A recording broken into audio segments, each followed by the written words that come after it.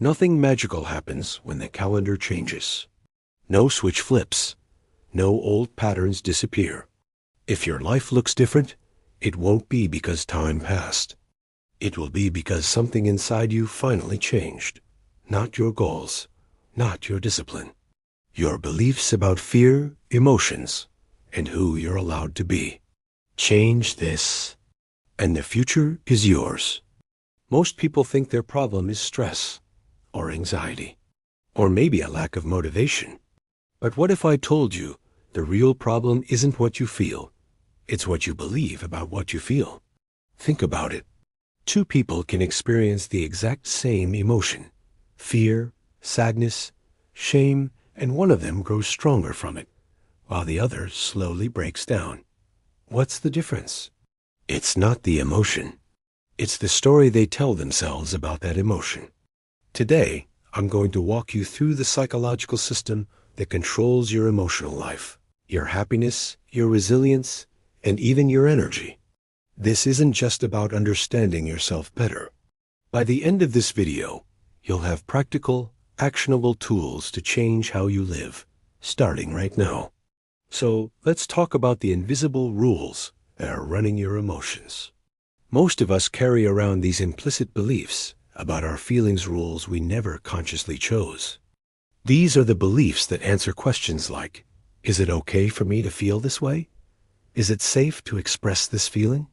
Does this emotion mean that something is fundamentally wrong with me? Many of us learned these rules in childhood. We were taught that negative emotions are unacceptable, that expressing our feelings leads to punishment, rejection, or shame, that strong, capable adults just don't get emotional. Research actually backs this up. Studies show that people struggling with depression, anxiety, PTSD, and relationship difficulties often share one core belief. Showing my emotions is unacceptable. So what do? We avoid them. We push them down, distract ourselves, or pretend they're not there. But emotional avoidance comes at a huge cost. You lose self-awareness. You lose the ability to understand what you truly need. And ultimately, you lose the ability to care for yourself properly. Because avoidance doesn't make emotions disappear. It just makes them louder on the inside, like an alarm you keep hitting snooze on. Now, there's another belief that's even more dangerous, and it quietly shapes your entire life.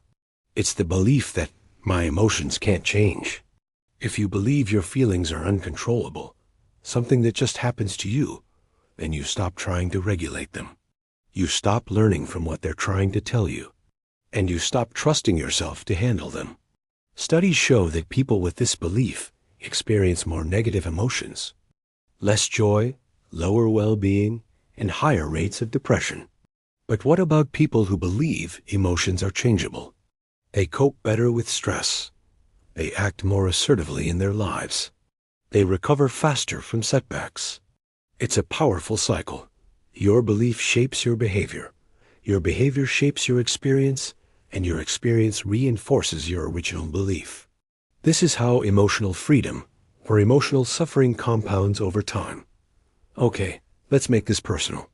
I want you to do a quick exercise with me. First, choose one difficult emotion that you've been dealing with recently. Maybe it's anxiety, shame, guilt, sadness, or anger. Just pick one and hold it in your mind. Now, let's identify your hidden beliefs about it. Which of these thoughts feels familiar to you? If I really feel this, I'll be completely overwhelmed. Others will think less of me if they knew I felt this way. I should be able to handle this all by myself. A happy person wouldn't be feeling this. Or the big one. Feeling this means something is wrong with me. These thoughts often operate just outside our awareness, running the show from behind the scenes. Next, look at the consequences of these beliefs. Ask yourself, when I feel this emotion, do I isolate myself? Do I criticize myself? Do I try to suppress the feeling, or just push through it? Do I avoid asking for support? And finally, reflect.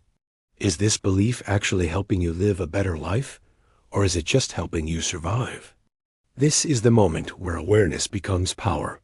Now, let's talk about happiness, because this is where so many of us get stuck. Most people believe, once I get that new job, that new car, more money, or a new phone, then I'll be happy. But psychology has a name for this: the hedonic treadmill. You get the thing you want, you feel a temporary boost, and then your happiness level returns right back to its baseline. So what actually creates lasting happiness? The research is clear. It's relationships, a sense of meaning, contributing to something bigger than yourself, personal growth, and living in line with your values.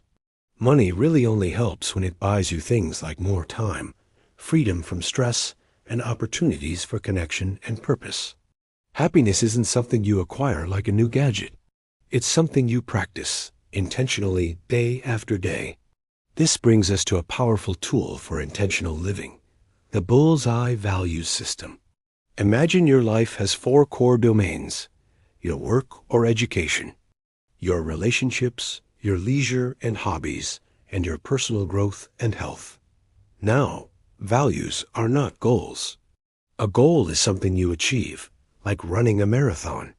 A value is how you want to live over time, like being a person who takes care of their physical health. You might value being a present and engaged parent, being honest and loving in your relationships, or growing spiritually. The problem for many of us isn't a lack of motivation. It's the distance between our actions and our values. When your daily behaviors drift away from what you truly care about, your stress and dissatisfaction increase, even if your life looks successful on the outside. Living closer to your values is what restores that sense of meaning and energy. But what happens when life gets hard, when things don't go according to plan? That's where resilience comes in. Resilience isn't some magical trait you either have or don't have. It's a skill you build by using what has already worked for you in the past. We can use a simple framework for this called the 4 S's. First is support. Who helped you stand when things were difficult before? A friend? A family member? A therapist? Second, strategies.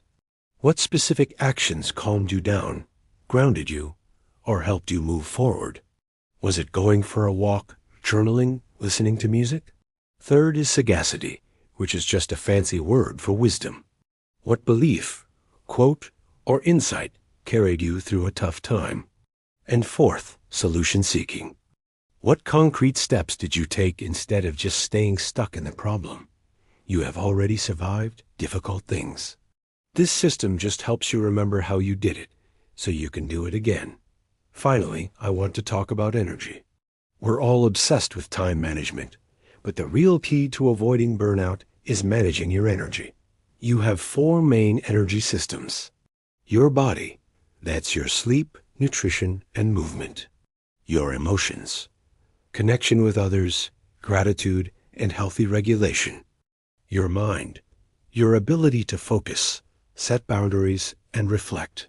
And your spirit, your connection to meaning, purpose, and your values. When one of these is neglected, all the others suffer. The good news is that energy is renewable, but only if you live intentionally and replenish it. So here's the integrated truth that can change your life. You don't need to eliminate your emotions. You need to change your beliefs about them. You don't need more stuff to be happy. You need to practice intentional happiness. You don't need to become someone else. You need to live closer to your own values. And you don't need to just be stronger. You need systems that support your resilience and your energy.